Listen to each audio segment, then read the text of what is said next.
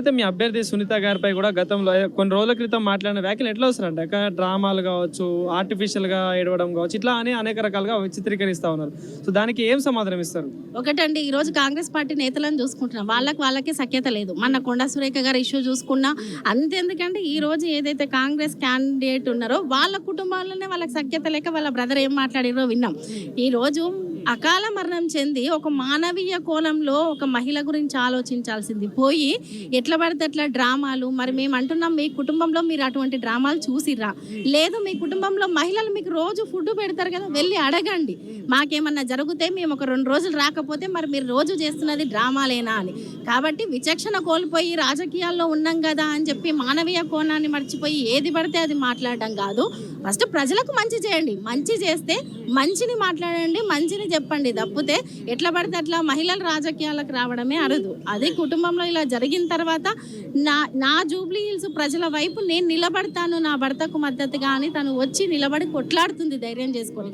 అటువంటి సందర్భాల్లో మీరు ధైర్యంగా తనకు ఒక మాట సపోర్ట్గా ఇవ్వకపోయినా పర్వాలేదు, కానీ నోటుకొచ్చింది మాట్లాడొద్దని, ఆ మాట్లాడిన మాటలకు జూబ్లీ హిల్స్ ప్రజలే వాళ్ళకి సమాధానం చెప్తారు కాంగ్రెస్ నేతలకని మేము చెప్తున్నాం. అంటే ఇక్కడ కాంగ్రెస్ అభ్యర్థి నవీన్ యాదవ్ రీసెంట్ గా మొన్న బీఆర్ఎస్ పార్టీకి సవాల్ విసురుతా ఉన్నారు. గల్లీల్లో తిరగలేరు, మళ్ళీ ఇంట్లోకి కూడా వెళ్ళలేరు అంటూ కూడా సవాల్ విసురుతా ఉన్నారు. సో ఏంటి దానికి ఏం సమాధానం? గల్లీ అయినా ఢిల్లీ అయినా తెలంగాణ పవర్ ఎంతో చూసింది. కేసీఆర్ గారు ఎలా ఉద్యమం నడిపిరో చూసిరు.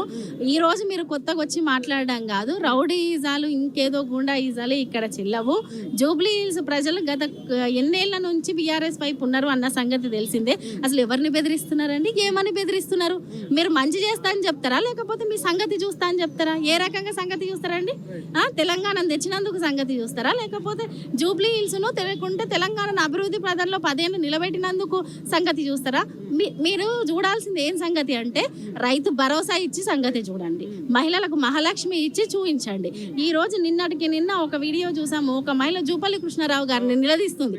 మరి పెన్షన్స్ పెంచి చూపియండి, దాని మీద చూపియండి. మీరు ప్రతాపం ప్రజల మీద కాదు, మా నాయకుల మీద కాదు.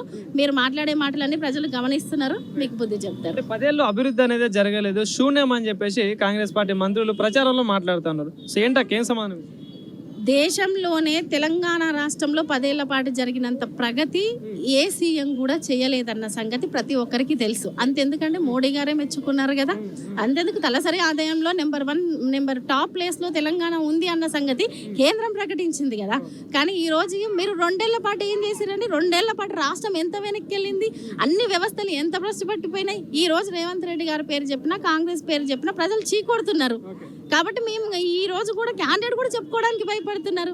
కాబట్టి మేము ఒకటే అంటున్నాం, 10 ఏళ్ల ప్రగతి మళ్ళీ కావాలని ప్రజలు కోరుతున్నారు. కేసీఆర్ గారి వైపే ఉన్నారు, బీఆర్ఎస్ పార్టీ వైపే ఉన్నారు. ఈ రోజు జనాన్ని స్వచ్ఛందంగా మీరు మాకు ప్రచారం చేయకపోయినా పర్లేదు, మేము వేస్తాం, మాగంటి సునీత గారిని గెలిపిస్తాము, కాంగ్రెస్ పార్టీకి బుద్ధి చెప్తామని అంటున్నారు. మెజారిటీ ఎక్స్పెక్ట్ చేస్తున్నారా? ఖచ్చితంగా ఎక్స్పెక్ట్ చేస్తున్నాం.